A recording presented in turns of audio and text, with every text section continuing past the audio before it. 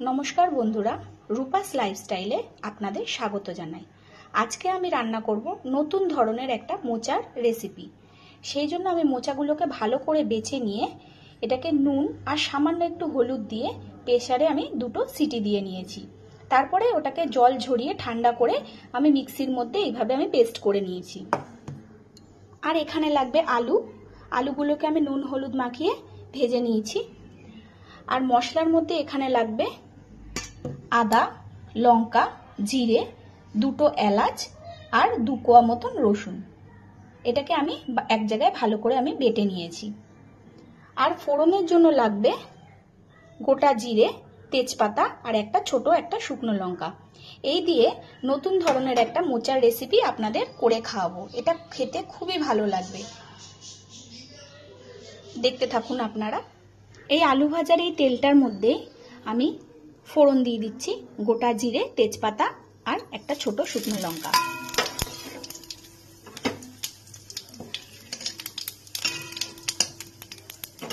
এবার এর মধ্যে বেটে রাখা মশলাগুলোকে আমি দিয়ে দিচ্ছি। এই মশলার মধ্যে আছে লঙ্কা, জিরে, দুটো এলাচ, আদা আর দু কোয়া মতন রসুন। এটাকে আমি দিয়ে দিচ্ছি। এবার এই মশলাটার মধ্যে আমি সামান্য পরিমাণ একটু নুন দিয়ে দিচ্ছি, কেননা মোচাটা যখন আমি সেদ্ধ করেছিলাম একটু নুন দিয়েই সেদ্ধ করেছিলাম, ওই জন্য অল্প করে আমি একটু নুন দিয়ে দিলাম। ছোট চামচের 1 চামচ মতন একটু চিনি এর মধ্যে দিলাম। এটাতে ভালো হয়, স্বাদের ব্যালেন্সটা ভালো হয়। হলুদ গুঁড়ো দিয়ে দিচ্ছি।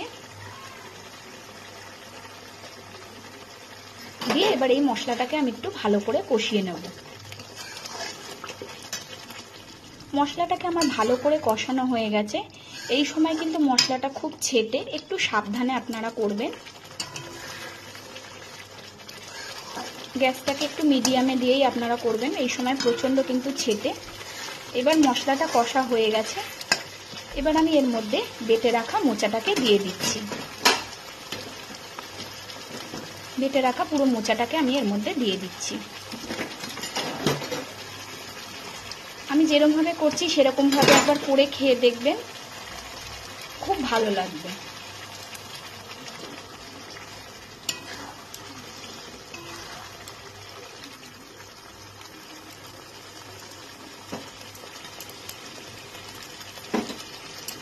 পুরো মোচাটাকে আমি দিয়ে দিলাম।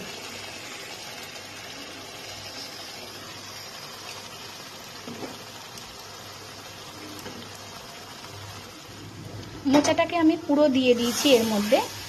দিয়ে এবার এটাকে আমি অনেকক্ষণ ধরে একটু নাড়াবো, যাতে ভাজতে ভাজতে এটা প্রায় একটু শুকনো মতন হয়ে যায়। এবার আমি এর মধ্যে ভেজে রাখা আলুটাকে দিয়ে দিচ্ছি। ভেজে রাখা আলুগুলোকে দিয়ে দিলাম। দিয়ে এবার এটাকে আমি ভালো করে ভাজতে থাকবো। যতক্ষণ না পর্যন্ত কড়াই থেকে এটা ছেড়ে পুরো উঠে যায় ততক্ষণ ধরে এটাকে আমি ভাজবো।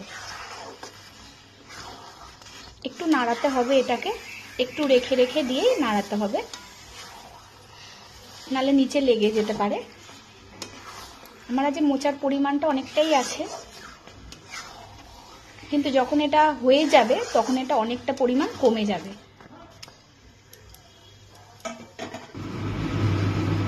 এই মোচাটা আমার হয়ে গেছে, ভাজতে ভাজতে ঠিক এরকম হয়ে গেছে, কালারটাও একটু চেঞ্জ হয়েছে।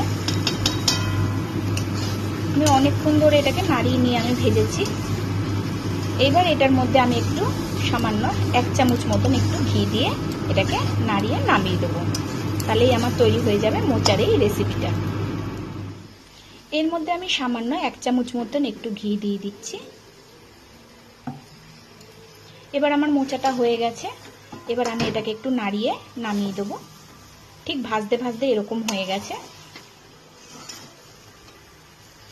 আমি যেরকম ভাবে করলাম সেরকম ভাবে একটু করে দেখবেন বাড়িতে। যদি ভালো লাগে আমাকে কমেন্ট করে জানাবেন, একটা লাইক করবেন আর আমার চ্যানেলটিকে সাবস্ক্রাইব করতে ভুলবেন না।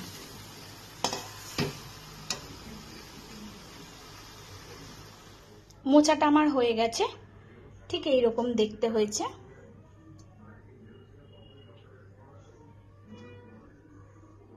এটা দিয়েই অনেকটা পরিমাণ ভাত খাওয়া হয়ে যায়, খেতে এত টেস্ট হয়। আলুগুলো পুরো ভালোভাবে সিদ্ধ হয়ে গেছে।